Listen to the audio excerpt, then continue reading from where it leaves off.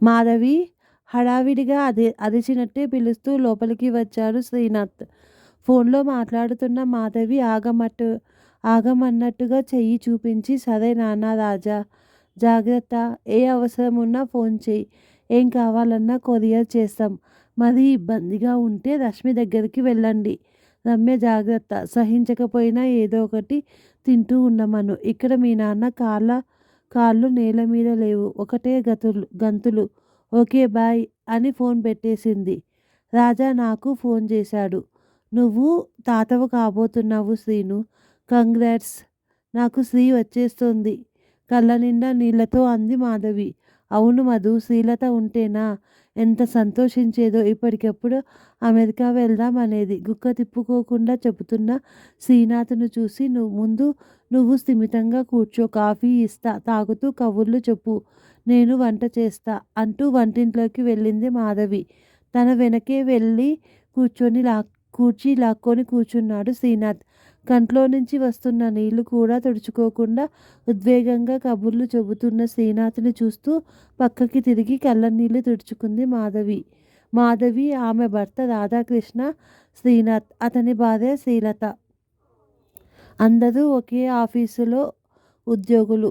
అందరూ ఇంచుమించు ఒకేసారి ఉద్యోగాల్లో చేరారేమో. నలుగురికి బాగా స్నేహం ఏర్పడింది. పెళ్ళయ్యాక పక్కపక్కనే ఇల్లు కొనుక్కొని స్నేహం బలపరుచుకున్నారు.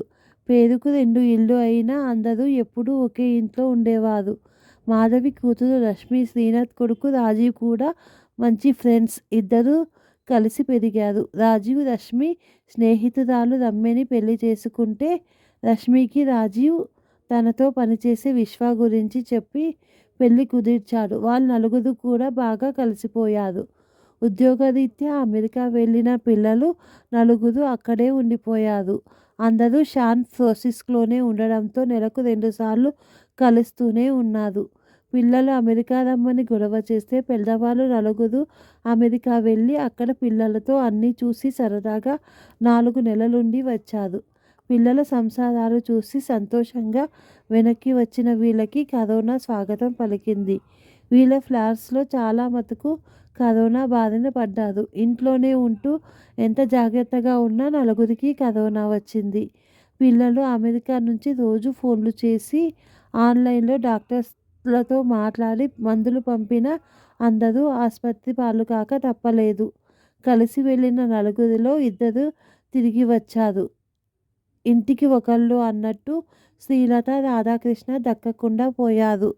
కరోనా జీవిత భాగస్వాముల్ని పోగొట్టుకోవడం ఒక ఎత్తు అయితే, వారి అంతిమ సంస్కారాలు జరపడం ఇంకో ఎత్తు అయ్యింది.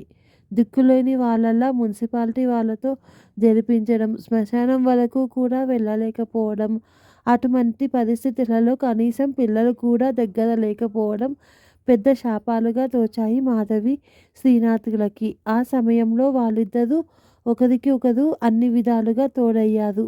మాధవి వంట చేస్తుంటే శ్రీనాథ్ బయట పనులు చేసేవాడు. పగలంతా ఇద్దరూ ఒకే చోట గడిపినా రాత్రి ఎవరి ఇళ్లలో వాళ్ళు పడుకునేవారు.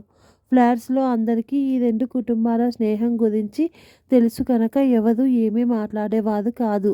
ఒకవేళ ఎవరన్నా ఏమైనా అన్నా పట్టించుకునే స్థితిలో మాధవి కానీ శ్రీనాథ్ కానీ లేదు. ఇప్పుడు కోడలు రమ్య తల్లి కాబోతుందని తెలిసి శ్రీనాథ్ ఆనందానికి హద్దులు లేవు. పుట్టబోయేది పాప అని తెలియడంతో అందరూ శ్రీలతే మళ్ళీ వస్తోందని సంతోషపడ్డారు. సరిగ్గా రమ్య డెలివరీ కోసం బయలుదేరే సమయానికి రమ్య తల్లికి కాలు ఫ్రాక్చర్ అయ్యి కదల్లేని పరిస్థితి వచ్చింది. ఆవిడ మాధవికి ఫోన్ చేసి ఒకడే ఏడుపు. అది భరించలేని బాధ. మాధవి, మీరు కంగారు పడొద్దు, నేను వెళతాను. రమ్య నాకు కొత్త కాదు. రశ్మి ఎంతో, రమ్య అంతే. కాన్పు అయ్యాక మీరు వచ్చే వరకు నేను ఉంటాను, సరేనా అని ఓదార్చింది. అనుకోని ప్రయాణం, అందులో ఎక్కువ టైం కూడా లేకపోవడంతో శ్రీనాథ్ వెంటనే ఇద్దరికీ టికెట్లు బుక్ చేశాడు. రమ్య వాళ్ళ అమ్మ ఇచ్చిన చీరలు, స్వీట్స్ కాక మాధవి తన వైపు నుంచి, శ్రీనాథ్ తరపు నుంచి రమ్యకి, రాజీవ్కి మాత్రమే కాక రశ్మికి, విశ్వకి మంచి డ్రెస్సులు తీసుకుంది. అమెరికాలో అంతా సవ్యంగా అయి పండంతి పాపాయిని చూసిన అందరికీ శ్రీలత గుర్తొచ్చింది. ఆ రోజంతా శ్రీనాథ్ అన్నమనస్కంగానే ఉన్నాడు. రాజీవ్ కూడా తల్లిని తలుచుకొని బాధపడ్డాడు. కానీ పాపాయిని చూసి అన్నీ మరిచిపోయాడు. 4 నెలలు ఇట్లే గడిచిపోయాయి. రమ్య వాళ్ళ అమ్మగారు ఒక 10 రోజుల్లో వస్తాను అని ఫోన్ చేశారు. ఇక వీళ్ళు తిరుగు ప్రయాణానికి సిద్ధమై సామానులు సర్దుకుంటున్నారు. రశ్మి, రాజీవ్ సాయం చేస్తామని వచ్చి ఒకరిని చూసి ఒకరు సంజ్ఞలు చేసుకుంటున్నారు. అది చూసిన మాధవి, ఏమిటదా ఆ మూగసైగలు? ఏం చెప్పాలనుకుంటున్నారో చెప్పండి అంది. చివరికి రశ్మి నోరు విప్పింది. అమ్మా, నేను చెప్పేది విని తిట్టొద్దు. నెమ్మదిగా ఆలోచించు. ఇది నా ఒక్కదాని ఆలోచన కాదు, మా నలుగురిది. మేము ఉద్యోగాలలో ఇక్కడే స్థిరపడ్డాం. మన ఇద్దరి కుటుంబాలలో జరిగిన నష్టం తలుచుకుంటుంటే మాకు ఎప్పుడూ బాధగానే ఆందోళనగానే ఉంటుంది. మీరిద్దరూ పక్కపక్కనలో ఇళ్లల్లో బదులు ఒకే ఇంట్లో జీవిత భాగస్వాములుగా ఉంటే బాగుంటుంది అని మా ఆలోచన అని చెప్పి తల్లి ముఖంలో మారుతున్న రంగులు చూస్తూ ఉండిపోయింది రశ్మి. శ్రీనాథ్ తెల్లబోయాడు. మాధవి ఏమీ మాట్లాడకుండా రూములోకి వెళ్ళిపోయింది. శ్రీనాథ్ కూడా తన రూములోకి వెళ్ళిపోయాడు. ఆ రోజు రాత్రి ఎవరికీ నిద్ర పట్టలేదు. తెల్లవారి లేచాక మాధవి శ్రీనాథ్ రోజులాగానే అందరినీ పలకరించేసరికి అమ్మయ్య, కోపం పోయింది అనుకున్నారు పిల్లలు. ముందు మాధవి నెమ్మదిగా మాట్లాడింది. చూడండి పిల్లలు, మీరు ఇలా ఎందుకు అన్నారో నేను ఊహించగలను. మీ తల్లిదండ్రుల గురించి నలుగురు 4 రకాలుగా మాట్లాడడం మీకు నచ్చలేదు. మీ ఉద్దేశంలో ఇదే పరిష్కారం. కానీ మా పెంపకంలో పెరిగిన మీరు ఇలా మాట్లాడడం నాకు, శ్రీనాథ్కి కూడా బాధ అనిపించింది. నేను, రాధాకృష్ణ, శ్రీలత, శ్రీనాథ్ మా స్నేహం దాదాపు 40 సంవత్సరాలు. మేము ఎప్పుడూ స్నేహితులమే. అన్న, అక్క అంటూ వరుసలు కలపలేదు. మిమ్మల్ని కూడా మేము అలాగే పెంచాం. మీకు కూడా వరుసలు నేర్పలేదు. ఆడపిల్లలు లేని లోతు శ్రీలత, శ్రీనాథ్, రశ్మి ద్వారా తీర్చుకుంటుంటే మగపిల్లాడి సరదాలు రాజీ ద్వారా మేము తీర్చుకున్నాం. మన 5 కుటుంబాల్లో బంధువులు, స్నేహితులు వీరిద్దరూ పెళ్లి చేసుకుంటారు అనుకున్నారు. వాళ్ళ ఆలోచన తప్పు అని నిరూపిస్తూ మీరు మీకు నచ్చిన వాళ్ళని చేసుకున్నారు. నలుగురు ఈ రోజుకి స్నేహంగా ఉన్నారు.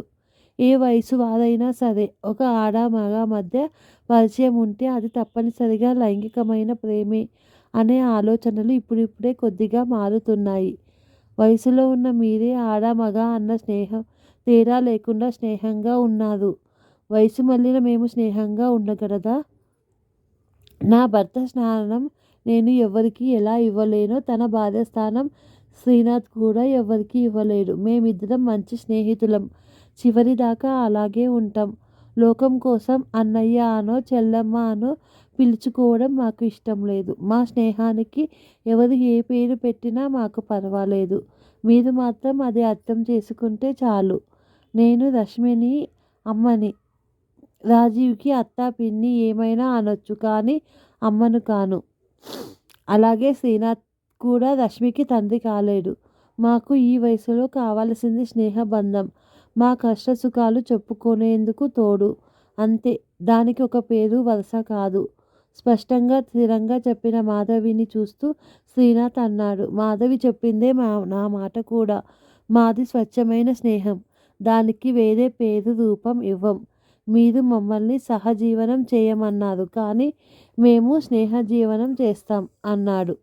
రాజీవ్, రశ్మి ఇద్దరూ ఒకరి ముఖం ఒకరు చూసుకున్నారు. రశ్మి మాధవిని పట్టుకొని, సారీ అమ్మా, మమ్మల్ని క్షమించు. మాకు మీ సంగతి తెలుసు. కానీ నువ్వు అన్నట్టు కొంతమంది అనే మాటలు విని మీకు వేరే బంధం ఏర్పడితే మీరు అనవసరంగా మీ గురించి ఎవరూ మాట్లాడరు కదా అనుకున్నాం. మాకు మీ సంతోషమే ముఖ్యం అంది. రాజీవ్ కూడా శ్రీనాథ్తో, నాన్న, నీకు అమ్మ అంటే ఎంత ఇష్టమో, తనని ఎంతగా ప్రేమించావో తెలుసు. ఒకవేళ మీ మనస్సులో ఈ అభిప్రాయం ఉన్నా మా కోసం మీరు వెనక్కి తగ్గుతారా అనిపించింది. నన్ను క్షమించు. మీరు సహజీవనం చేస్తారా, స్నేహజీవనం చేస్తారా అన్నది మాకు అనవసరం. మీ ఇద్దరి అభిమానం, ఆప్యాయత మా నలుగురికి ఎప్పటికీ కావాలి అన్నాడు కళ్ళు చెమర్తుండగా. ఇదిగో బంగారాలు, మేము ఉండేది ఇక కొద్ది రోజులే. మా జీవనాలు మేము జీవిస్తాం. కానీ ఉన్న ఈ 4 రోజులు మమ్మల్ని మా శ్రీతో ఆడుకోనివ్వండి అంటూ మాధవి పాపాయిని ఎత్తుకొని, రాజా నువ్వు ఏ పేరు పెట్టినా సరే నాకు మాత్రం ఇది శ్రీనే అంటుంటే పాపాయి మాధవిని చూస్తూ అవును అన్నట్టుగా గలగలా నవ్వింది. ఈ కథను మనకు సమర్పించిన వారు శ్రీపతి లలిత గారు. ఈ కథ నచ్చినట్టయితే లైక్ చేయండి, షేర్ చేయండి, సబ్స్క్రైబ్ చేయండి. Thank you.